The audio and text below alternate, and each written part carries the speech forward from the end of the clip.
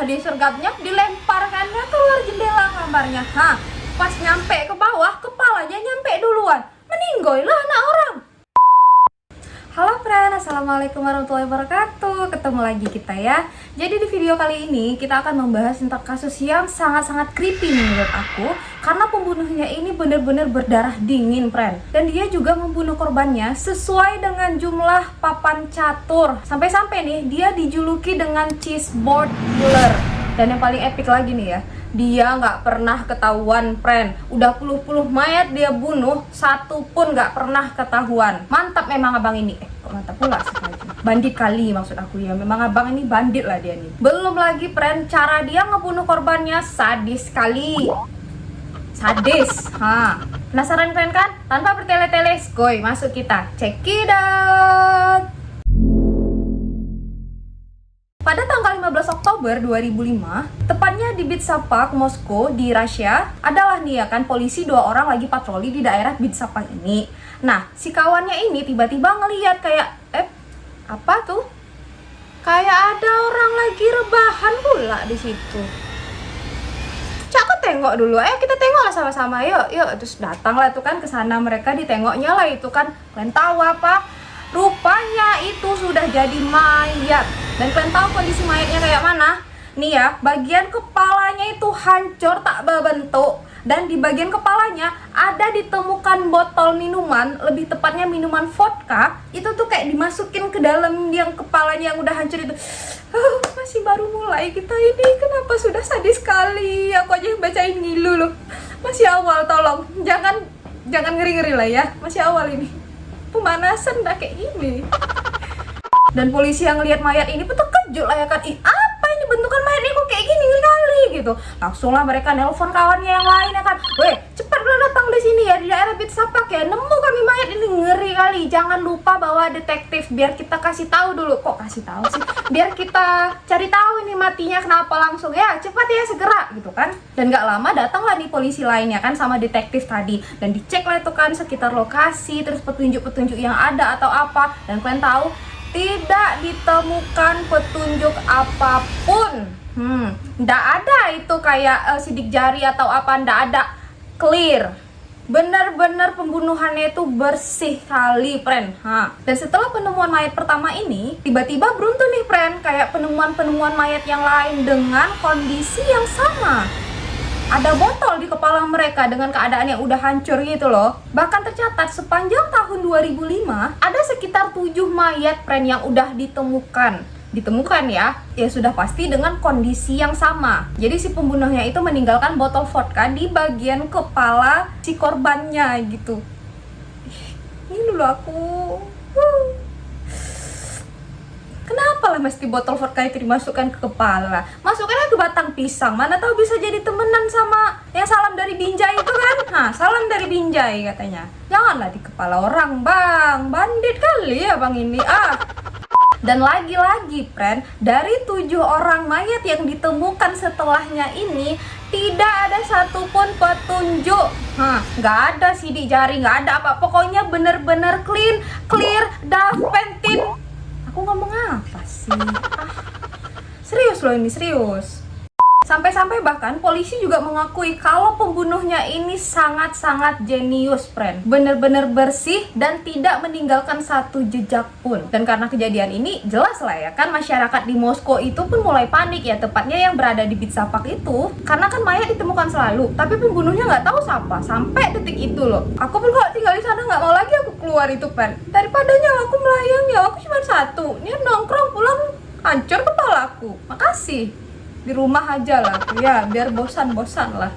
Dari ciri-ciri mayat yang sudah ditemukan ini, sudah dapat dipastikan kalau pembunuhnya ini satu orang, friend. Karena memang semua mayat itu sama, ditemukan kepalanya pecah, bukan pecah sih, kayak lebih hancur gitu, tapi masih ada bentuk, tapi ya gitulah ya.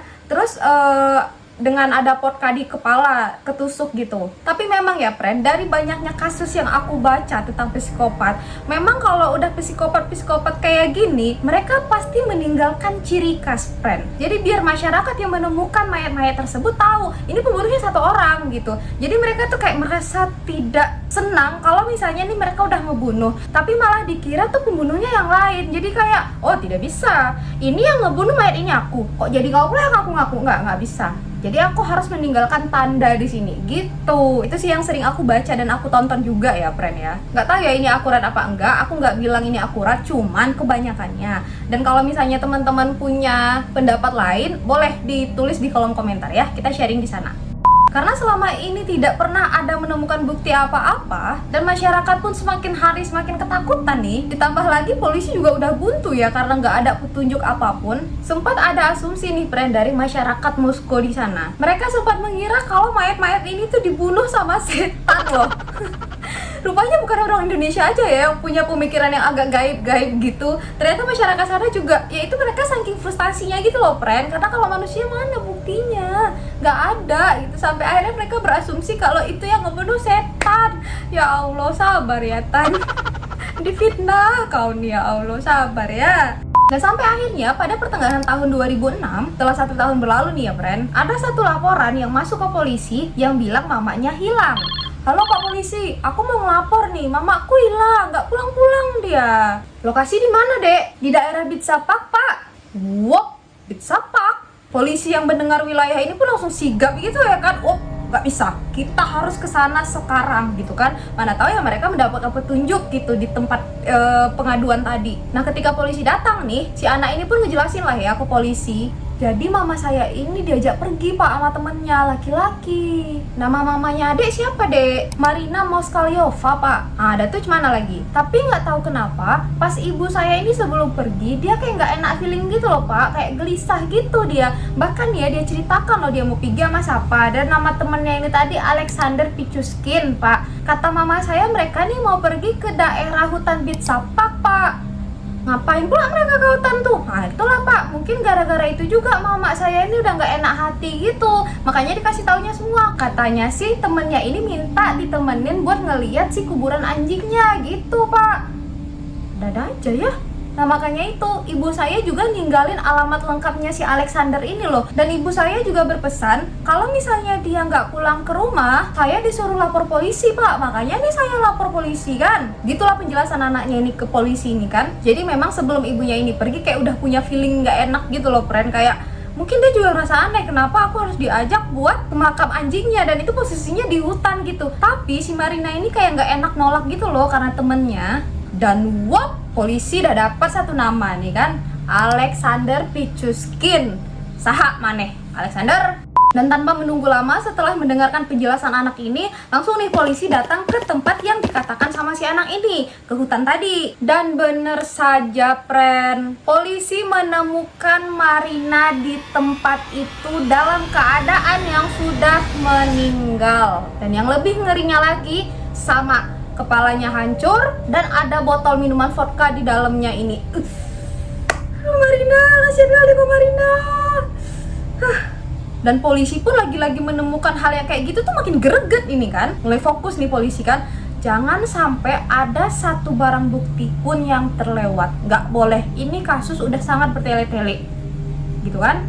Dicek lah di seluruh area friend, bahkan di daerah-daerah sekitar pun dicek. Dan kalian tahu apa? Ada satu CCTV yang menangkap pergerakan antara si Marina dan si Alexander ini memang lagi jalan di kereta bawah tanah. Nah tanpa bertele-tele pun polisi juga langsung nyari nih, siapa kau Alexander Pichuskin ya? Saha maneh, saha maneh, saha itu kan enggak lebay kali lu, biasa aja ya.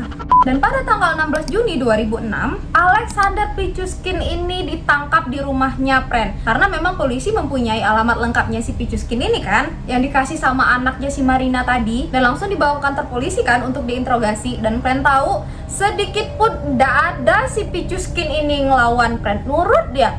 Bapak mau tangkap saya? Enggak apa-apa, tangkap Pak, tangkap. Enggak apa-apa gitu.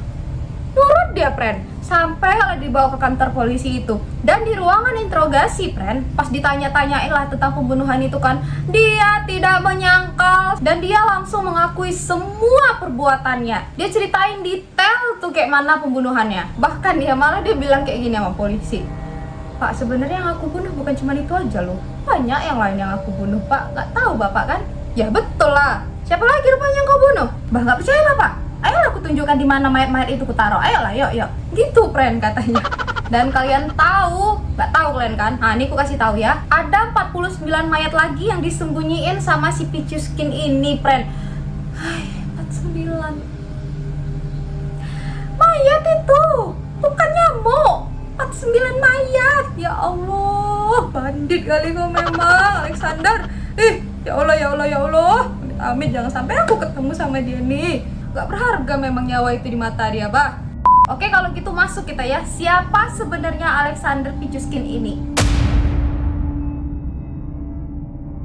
Jadi, Alexander Pichuskin ini lahir di Moskow, friend, di Rusia, pada tanggal 9 April 1974. Dan Alexander ini bertumbuh kembang di lingkungan yang memang agak sedikit kumuh, friend, tapi dia bukan dari keluarga yang tidak mampu. Ya cukup berada juga lah ya. Jadi, pas waktu si Alexander ini tuh masih kecil, pergilah dia nih kan main, kan biasa anak kecil tuh main gitu. Pergi dia main ayunan, friend. Tahu kan ya yang ada 2 tali terus 1 untuk dudukan gitu kan. Nah, itu dia mengayun-ayun. Nggak sengaja tuh jatuh dia, friend. Nah, pas dia jatuh itu kan otomatis si ayunan tuh masih jalan kan. Nah, pas dia duduk, kena rupanya si ayunan tadi ke jidatnya dia. Ya nangislah dia ya kan, mau kayak mana. Dan itu dikatakan benturan itu sangat keras, friend. Terus nangislah dia ya kan, baliklah dia ke rumahnya ngadu sama mama bapaknya. Tapi sayangnya mama bapaknya ini tuh kayak cuman menanggapinya kayak ya udah ini anak kecil yang lagi main terus terjatuh, udah biasa aja. Biasanya kan kayak anak jatuh itu tandanya mau gede. Indonesia rupanya enggak dong. Tapi kan biasanya gitu ya, kalau misalnya ada anak jatuh kan nanti dibilang enggak apa-apa, itu tandanya cepet gede. Apa cuma di Indonesia aja, friend, sebenarnya. Intinya mama bapaknya nih nggak ngambil pusing lah ya, dia kira kecelakaan biasa aja gitu. Tapi semenjak kejadian itu, sifat si Alexander ini tuh malah berubah, friend. Dia jadi gampang emosian, pokoknya emosinya tuh nggak pernah kekontrol, friend. Gampang emosian, dikit-dikit marah, dikit-dikit ngamuk, pokoknya drill senggol bacok.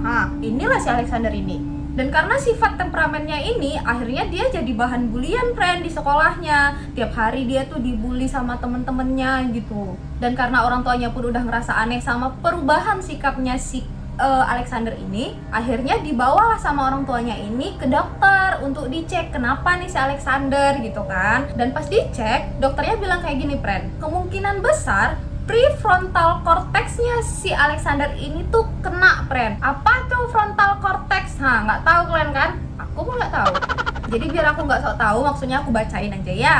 Jadi prefrontal cortex ini itu bagian otak yang terletak di dahi, friend, yang memiliki fungsi untuk mengatur mengenai pemahaman, logika, konsentrasi, perencanaan, dan sikap kritis seseorang dalam menanggapi suatu hal. Sumbernya lo dokter lo ya, bukan aku ya. Susah kalian memahaminya kan? Nah, gini, singkatnya gini ya, friend. Jadi prefrontal cortex ini tuh kan di sini nih. Nah, di sini itu tempatnya untuk mengontrol emosi manusia, bukan hanya anak aja ya, kita juga, friend. Jadi memang prefrontal cortex ini berhubungan erat sekali untuk mengontrol emosi kita, friend, dan juga mengidentifikasi emosi-emosi yang akan datang. Jadi si prefrontal cortex ini tuh kayak bisa memilah gitu loh. Oh, ini emosi, tapi aku nggak perlu marah gitu. Jadi kayak untuk menahan emosi sebenarnya. Dan ternyata si Alexander ini tadi kenanya di situ pula, friend. Jadi memang sejalan ya sama penjelasan ilmiahnya kalau si Alexander ini tuh memang nggak bisa ngontrol emosi lagi karena sudah tidak ada lagi yang mengatur gitu.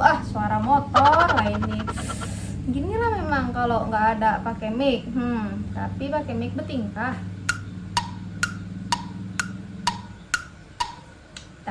Dan karena si Alexander ini sering kali dibully di sekolahnya, jadi mamanya ini pun kayak kasihan lah sama anaknya, dipindahin lah sama orang tuanya si Alexander ini ke sekolahan disabilitas, friend. Tapi nggak ada bedanya, dia tetap dibully di sekolahan barunya, friend. Karena kan memang yang mendasari dia dibully kan emosinya. Jadi kalau mungkin sebelum emosinya ini bisa dikontrol sama dia, ya mungkin bulian itu tetap dia dapatkan dimanapun dia tinggal, mungkin ya. Dan pada satu waktu, Alexander ini tuh diasuh friend sama kakeknya. Kakeknya ini memang sayang kali sama dia, dan memang kakeknya ini bisa memahami si Alexander ini gitu loh. Selalu disupport sama kakeknya, dan Alexander ini pun ngerasa kayak kasih sayang yang dikasih sama kakeknya ini tuh adalah hal-hal yang selama ini dia butuhkan gitu. Jadi dia kayak seolah-olah terikat gitu loh sama kakeknya. Jadi sayang kali juga dia sama kakeknya friend. Dan kakeknya ini juga lah yang mengenalkan si Alexander ini ke catur. Inilah awal mulanya dia suka main catur. Begitu dia tahu catur, dia ini mulai suka, mulai dia rajin belajar kayak untuk mengetahui catur-catur itu mainnya gimana. Sampai akhirnya dia bener-bener jatuh cinta kali friend sama catur. Tiap hari dia tekun belajar, bahkan ya nggak jarang juga dia ikut lomba di daerah-daerah sekitar kalau ada perlombaan catur. Dan asal kalian tahu, dia selalu menang, friend. Memang kakeknya waktu itu bilang, nih anak ini jenius sekali loh. Dia lebih jenius dari sebelum dia kejedot. Aku kejedot dulu aja apa ya, biar jenius. Iya, amit-amit Allah, enggak, bercanda. Dan selama dia diasuh sama kakeknya, semua berjalan baik. Emosi dia kekontrol, dia mulai tekun belajar, dia memahami apa-apa aja yang baru, diajak ngobrol nyambung. Kalau dia marah pun enggak yang tiba-tiba meledak. Pokoknya dia membaik ya, selama diasuh sama kakeknya ini, friend. Tapi sayangnya, kakeknya ini meninggal dunia, friend. Ya dengan keadaan yang kayak gini ya jelas lah hatinya si Alexander hancur, kayak dia kehilangan dunianya. Karena kan memang selama ini yang selalu support dia hanya kakeknya satu-satunya. Jadi dia memang sesayang itu sama kakeknya. Sampai akhirnya kakeknya udah nggak ada, ya dia pun ya kehilangan kontrol emosinya lagi, friend. Balik lagi dia kayak dulu, bahkan lebih parah. Dia mulai suka mabuk-mabukan, friend. Tiap malam pokoknya dia mabuk-mabukan. Bahkan nih ya, sampai dia main catur pun sambil mabuk dia. Gitu. Dan pernah ada satu waktu nih, friend, si Pichuskin ini tuh tiba-tiba emosinya meledak. Gak bisa lagi dia tahan. Terus tiba-tiba dia ngajak temennya yang bernama Mikhail Odichuk. Cuk, ambil nyawa orang kita yuk. Emosi kali aku nih. Butuh aku. Ayolah, gitu kan. Si Odichuk yang denger ini, ayolah gitu, tapi sambil ketawa, friend. Karena si Odichuk ini tuh mikir kayak bercanda gitu. Ya kali ngambil nyawa orang ngajak-ngajak kan. Dan si Odichuk ini juga mungkin gak pernah menyangka kalau si temennya ini tuh sungguhan gitu loh. Padahal si Alexander ini tuh serius ngajak kayak gitu. Nah pas sudah diseriusin gitu sama Pichuskin kan, kayak ngobrol dia nanti kayak mana. Si Odichuk ini tuh kayak ketawa-ketawa gitu, friend. Kayak masih cengengesan gitu. Terus dilihat nih sama si Alexander nih kan, kayak kok cengengesan dia, nggak serius dia mau ngebantai orang nih. Kiranya aku bercanda apa ya, gini gitu kan, gitu. Karena memang si Odichuk ini memang bener-bener cengengesan, friend. Aku pun rasanya kalau di posisi si Odichuk bakalan ngelakuin hal yang sama, kayak pasti aku ketawa sih. Nggak mungkin nyangka aku temenku mau membunuh kayak gitu, nggak mungkin, pasti aku ketawa. Tapi syukurnya aku bukan Odichuk ya, friend. Syukur. Nah karena si Pichuskin ini ngelihat si Odichuk ini ketawa-ketawa, sakit hati dia, emosi dia, kayak disergapnya si Odichuk, friend. Dah disergapnya, dilemparkannya keluar jendela kamarnya. Pas nyampe ke bawah, kepalanya nyampe duluan. Meninggoy lah anak orang. Hai mak jam, kawannya dibantai. Nah udah meninggoy kawannya tadi kan, dia ke bawah, disembunyiin ya, friend, jasadnya si Odichuk ini. Kemana gak tahu aku. Dan asal kalian tahu, gak ada ketahuan sama sekali, friend. Bersih, gak ada yang curiga sama dia. Dan dia pun lolos. Dan setelah dia berhasil ngebunuh si Odichuk ini, si Pichuskin ini ngerasa puas sekali, friend. Dan dia sangat bangga sama diri dia sendiri. Sampai-sampai dia bilang, selama dia hidup, inilah pertama kali dia sangat puas karena udah ngebunuh orang. Memang dah betul-betul psikopat. Dah gitu ketagihan dia, friend, kayak ini sangat memuaskan diriku dan aku harus melakukannya lagi. Jadi lagi dan lagi dilakukan. Dan dari situ siapa aja yang dia temuin libas. Korban jiwanya pun semakin banyak berjatuhan, friend. Ya itu tadilah, pokoknya ketemu libas. Ngeri ya. Dan lagi-lagi selama dia ngebunuh korbannya ini nggak ada ketahuan sama sekali, friend. Bener-bener clear dia ngebunuhnya rapi. gak pernah ada ninggalin jejak sedikit pun. Dan mulai pada tahun 2001 sampai 2005, korbannya si Alexander ini tuh mulai spesifik, friend. Dia mulai memilih untuk target-target selanjutnya itu para gelandangan yang ada di daerah Bitsapag itu. Ada tuh, friend, di sana. Nama tamannya ini Bitsap Sky Park. Dan memang kalau malam banyak tuh gelandangan di daerah situ. Dan BTW, kemana-mana sekarang si Pichuskin ini udah bawa palu dia, friend. Nah misalnya nih kan, dia lihat nih ada gelandangan lagi duduk gitu sendiri kan. Nah disamperin, tapi dia sambil bawa botol vodka, minuman. Jalan dia disamperin lah, itu kan si gelandangan itu diajaknya ngobrol sambil ditawarinnya vodka tadi. BTW di sana itu memang cuacanya itu sangat dingin, friend. Bahkan ya setahu aku di musim panas pun itu paling maksimal 15 derajat. Setahu aku ya, kalau salah boleh komen di bawah ya, koreksi dengan baik, friend. Terima kasih. Jadi memang musim panas pun itu ada 15 derajat. Berarti kan memang dingin kali kan di daerah sana itu. Ya memang solusinya pun salah satunya itu ya si vodka untuk menghangatkan badan mereka. Nah datang dia kan dideketinya si gelandangan itu, diajaknya basa-basi, nggak lama nanti ditawarin sama vodka. Dan pastinya mereka nggak ada nolak gitu, karena kan memang kedinginan dan memang butuh vodka kan. Nah diminum udah sampai teler, diseret sama dia, friend. Diseret sama dia ke hutan kan, udah nyampe situ orang tadi kan udah teler, udah mabuk berat ya kan. Baru dikeluarkannya palunya ini, friend. Kan tahu nggak palu yang ada 2 kepala gitu, satu yang untuk numbuk, satu lagi yang untuk ngait gini loh, ngait si paku.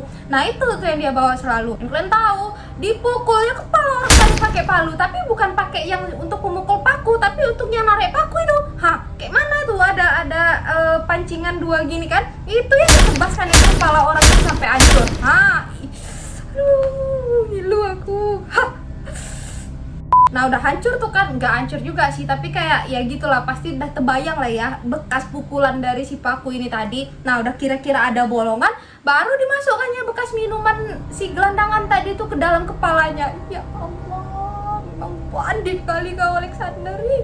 Ya Allah, ya Allah, ya Allah. Udah gitulah dia caranya rupanya, friend.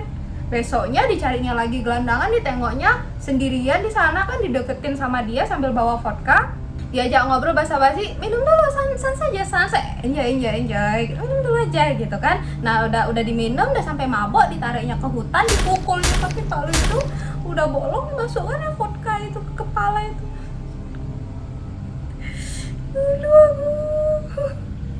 Jadi selama dia ngebunuh ini kan dia nggak pernah ketahuan ya kan, friend. Ada gila-gilanya dia ini. Jadi karena udah sering kali ngebunuh nggak pernah ketahuan, dia ini ngerasa bosan, friend.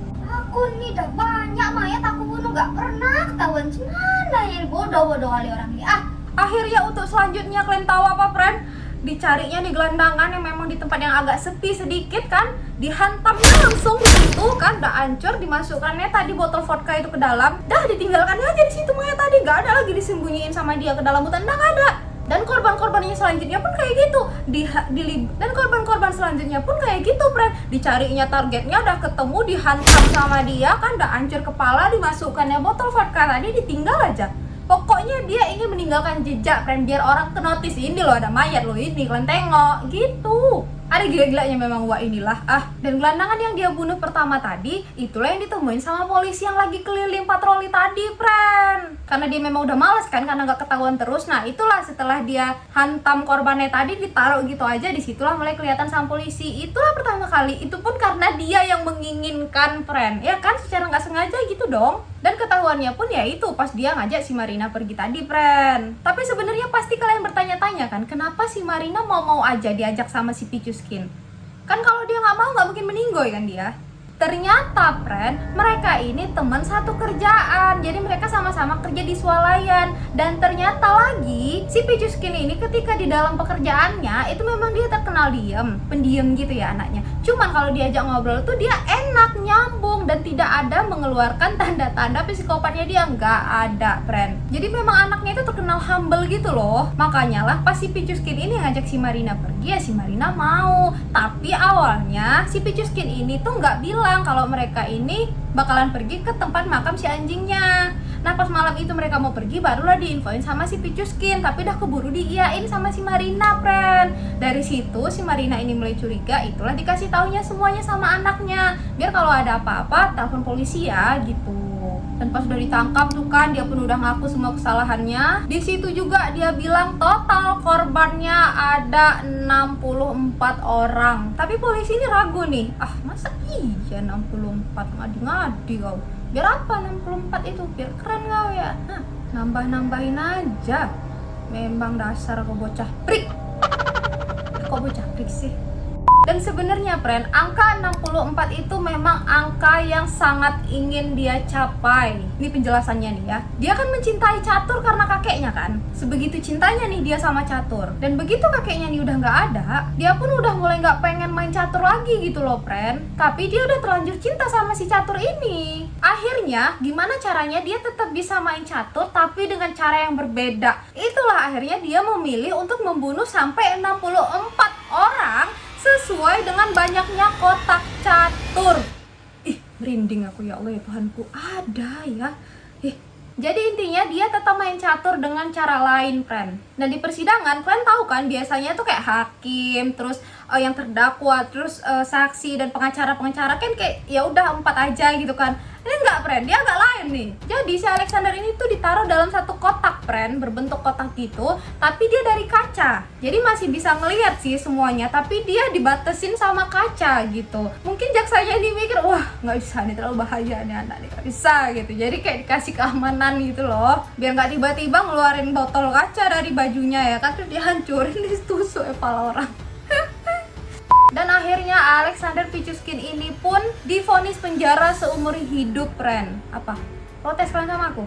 Gara-gara nggak dihukum mati? Aku nggak tahu apa-apa loh ya. Aku juga ngerasanya nggak adil pas pertama kali baca. Tapi bentar, makanya kalian tuh santai aja di boncengan. Jangan tiba-tiba emosian kayak Pichuskin terus nawarin vodka kan? Jangan sayang, jangan ya.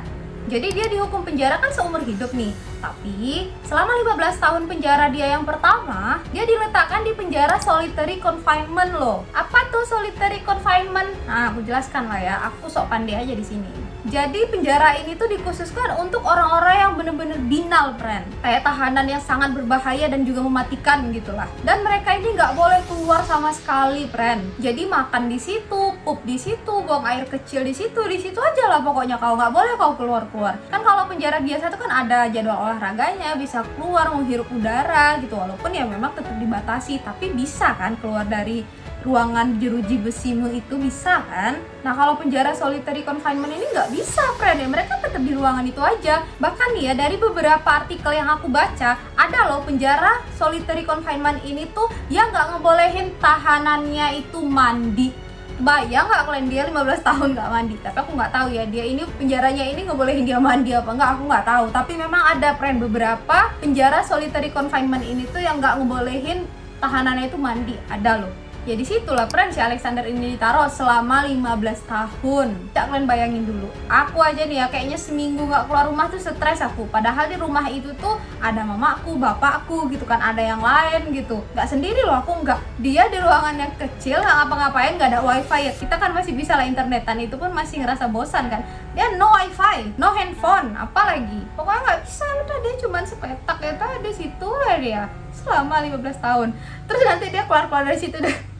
Kayak keluar dari goa.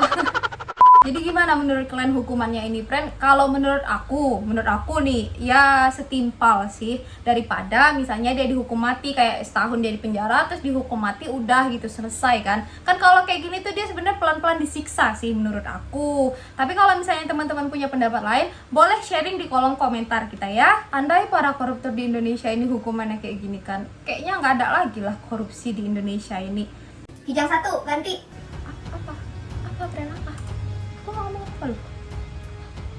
Oke lah, friend, segitu aja cerita kita kali ini ya. Semoga friend-friend aku di sini semuanya suka. Yang udah nonton video ini sampai habis, aku ucapin makasih banyak ya. Dan lagi-lagi aku doain semoga kita selalu didekatkan dengan orang-orang yang baik. Dan pastinya, ya kita harus lebih baik dulu. Kalau gitu aku pamit, sampai jumpa di video selanjutnya. Bye-bye. Assalamualaikum warahmatullahi wabarakatuh.